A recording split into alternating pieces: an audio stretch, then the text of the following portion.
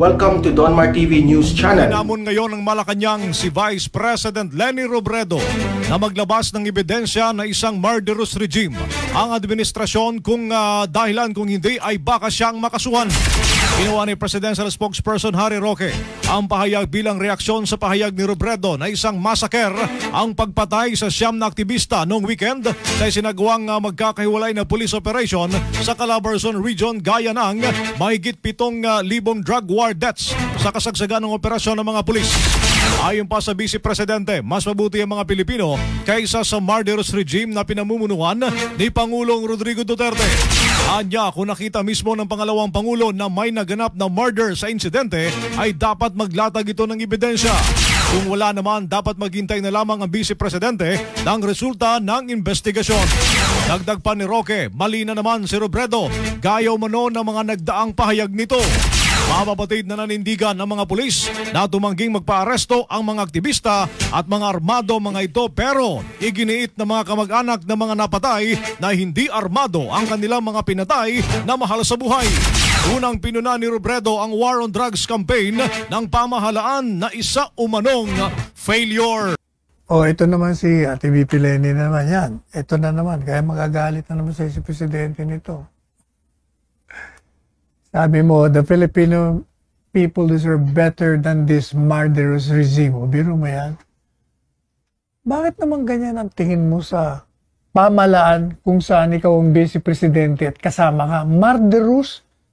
Mamamatay na rehimen? My goodness. You condemn the massacre. You just don't condemn an incident without investigating. You as a lawyer should know that. Tatawagin mo kagad massacre. Hindi mo pa nga naiimbestigahan. Paano mo nalaman na massacre? Pinatay ng walang laban. Hindi ba? Biro mo, sabi mo, there is no other way to describe this. It was a massacre. How did you know that it was a massacre? Just because, sabi mo, it came just 2 days after the President himself ordered state forces to ignore human rights, kill communist rebels, and finish them off. Hindi nga pa gaya ng pinaliwanag natin. Sinabi niya, kung may barel, atayin nyo. Paano mo sasabihin, you're a lawyer, you should know that. That's not a crime. Bakit ba ang hihilig nyo kasi? Imbestigahan nyo muna bago kayo mag-conclude. Tapos nananawagan ka na tayo ay maging matapang kahit na mayroong pagbabanta. Talagang dapat tayo maging matapang. Kahit na may pagbabanta sa mga kagaya mo at kagaya ng iba na nagbabanta kayo na sirain ang pagtitiwala ng taong bayan dito sa Administrasyong Duterte. Ang ginagawa nga nito para pangalagaan kayo. Yan ang problema kasi. Kagaya nitong senadora, isa pa ito. Sasabihin na naman, cowardly crackdown. Nakakulong ka dyan. Wala ka namang kaalam-alam kung anong nangyayari sa ginawa ng mga pulis. Yun din mga senador, di imbestigahan nyo. Tumawag kayo ng congressional investigation. May mga committee kayo. Kung baga, yung tinatawag yung bigyan ng due process, observe it yourselves. Ano ba due process? It hears before it condemns. Pakinggan nyo muna yung mga sasabihin ng mga pulis na involved doon sa pag-serve ng warrants of arrest or search warrants or both. Hindi yung basta, porket may patay, naku, binasakit, naku, plinanta. That is reckless, that is irresponsible, to say the least. Especially if you as Vice President of the land would describe this regime or this administration as murderous without a scintilla of evidence, without even undertaking a simple investigation on the incident. Ura-urada. Kaya Ate BP Leni, kaya ka napupulaan. Kaya ka tulit-ulelat sa mga survey eh. Di ba? Kayong mga senador yan, sila Grace po, sila Kiko Pangilinan. Si Ping Lacson, sinabi naman ni Ping. Ano naman si Ping? Sabi niya, while he finds it premature to make conclusions. Pero premature pala to make conclusions. Ano pa ba yung tawag mo? When you condemn the incident, you're already making conclusions. Hindi po ba? Huwag muna. Dapat dyan. Imbestigahan natin yan. Tawagin mo nga yan, mga ano ba nangyari dyan? Bakit nagkaganyan yan? Ayaw natin naman napapatay, kaya man ay criminal o hindi. We want to know whether the protocols on serving warrants have been observed. We want them to come here to explain to us, to tell us, show to us. Yun dapat ang maging attitude, hindi massacre, murderous regime, planted evidence, planted. Hindi po pwede ho yung ganun. Maria Joseph naman kayo. Ito naman si Ate BP Leni na naman yan. Ito na naman, kaya magagalit na naman si Presidente nito. Sabi mo, the Filipino people deserve better than this murderous regime. O, biro mo yan.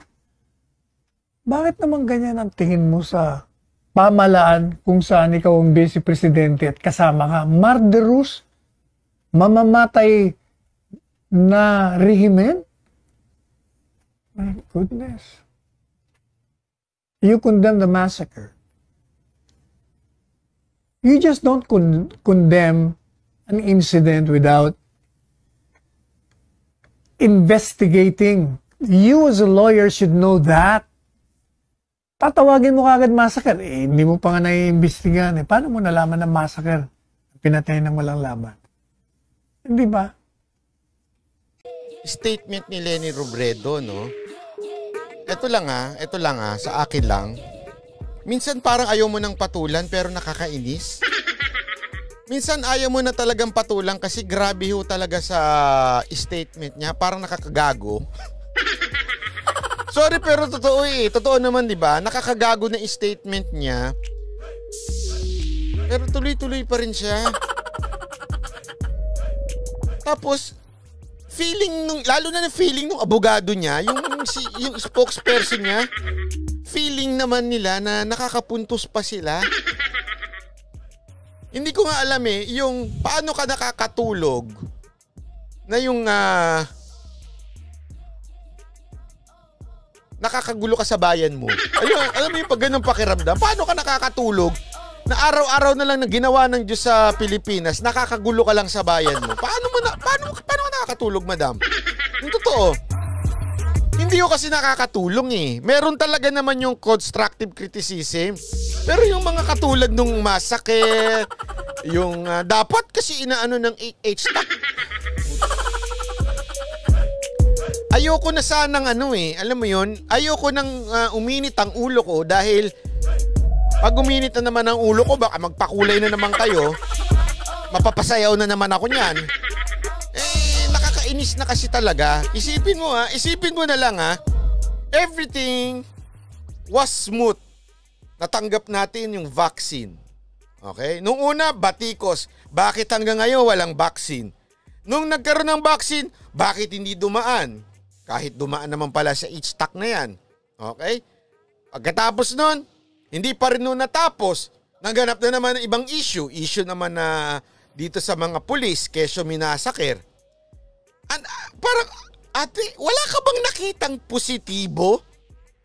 Ano kang klaseng tao? Tao kang puro negatibo? Dapat gawan ka ng rap. Hindi yun, di ba?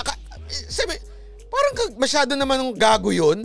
Wala nang nakitang positibo sa buhay ng tao o sa buhay ng gobyerno na to. Walang nakitang positibo. Napaka-obvious naman.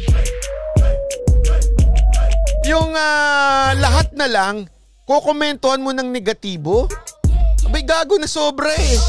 Sorry, pero that's the term. Okay, magalit na ako kayo, pero ayaw kong banggitin eh. Pero sabi nga, nasa dictionary naman ho yan. Pero ganun ho talaga eh. Diba?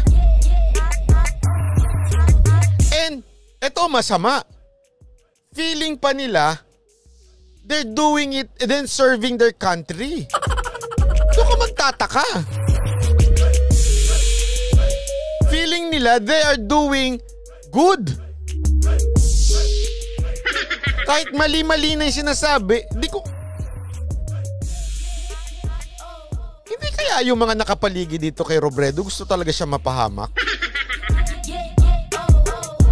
Kasi kung yung mga nakapaligid sa kanya concern sa kanyang PR, abay mag-observe naman mula noon hanggang ngayon pabagsak siya.